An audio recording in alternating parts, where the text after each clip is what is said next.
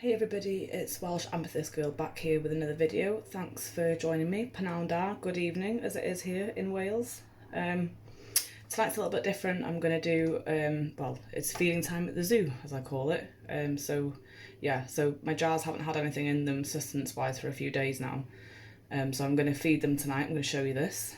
I'm also going to show you my first two bottles that I did that I assumed were failures because they just were far too damp, but have since come on to thrive in different ways, so we'll go through that as well. And I'm also going to be explaining things as I go, hopefully. I mean, bear with me, this is like the first kind of teaching guide that I've tried to do, but I'm hoping that I can, help you guys carry on with the hobby. And obviously I'm not an expert, I'm just kind of learning as I go, and whatever I do discover I'm kind of sharing with you guys and letting you guys try it yourselves basically. So yeah, here we go.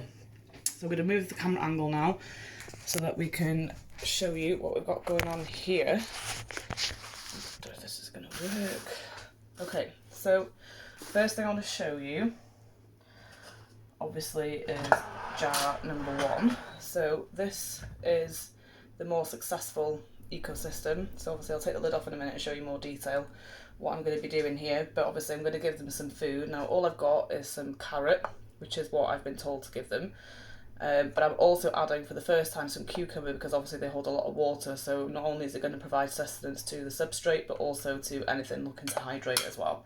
So we're just going to try that out and see if it works. It may not, it may, we'll see. So yeah, so this jar has quite a lot of life in it. Things tend to scurry around. Nothing in there at the moment. Let me show you guys what's going on in here. So I don't know if you can see that, but yeah, there's a lot of different things in there. Now there's woodlouse, there were earthworms, but obviously I don't see them anymore. But yeah, everything seems to be doing really well. The woodlouse are doing really well. They're happy in there, I think. They seem to be thriving. So we're going to give, I tried to put the food always in the same place in the ecosystem just so that as it kind of rots away into the ground, it sort of, all the badness stays in one area, but then everything goes to one area to feed, so I'm not spreading it out all over the place. So I'm going to pop in the carrot first and foremost. I'm only putting in a couple of pieces because obviously, they take up quite a lot of room and it provides quite a lot of food anyway, and obviously I'm adding the cucumber as well, so obviously we don't need too much going on in here. I might only add 1 or 2 pieces in here actually.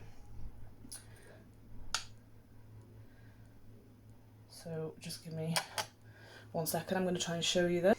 So as you can see there, I've got my carrot and my cucumber. I don't actually know if you can see anything wandering around in there, but there is quite a lot of woodlouse, I assure you.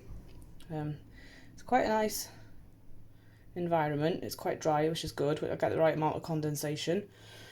But I have been wondering with this one whether to add a bit more life to it, as it doesn't seem as lively as the other one, which is identical in environment to this one, just a different type of display. So obviously this one has a bit more height to it, a bit more of a difference. I've got more moss in this one. Oh, typical. As soon as I move them away from the camera, they come out to say hello. Now, I don't know if you can see. No, it's a bit dark. I'm sorry about that. I'll get a better light of that in the daytime. But this next one has, oh, okay, there's some, you can see the ones in this one because they're right at the top there. I'm hoping I've got the camera pointed in the right place. I'm really sorry if I don't. Not very good at this, I need to practice. But yeah, there he is, moving around.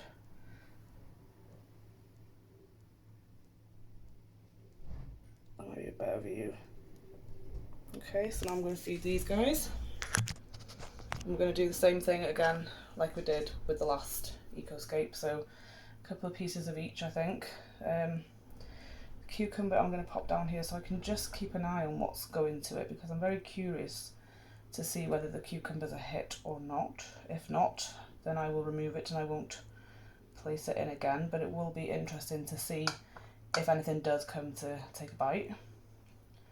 Okay, so that's that one done. Okay, so the next two are my original bottles that I made, which I was a bit unhappy with because I felt like I put too much water in them. They're much more damp, much different kind of landscape. I did again put woodlouse in these, but I was told that they do not like damp environments, so that they might not succeed. But I did spot 2 live woodlouse in here today, so I'm hoping, yeah, fingers crossed, that this seems to be recovering. So with this bottle, it's a bit more difficult to take the food out once it's been in there for quite a while, you know, like once it starts to go bad. But it's not necessarily a bad thing because it does, like I say, provide nutrients to the substrate as well. Oh, there's the little woodlouse dude. He's in there.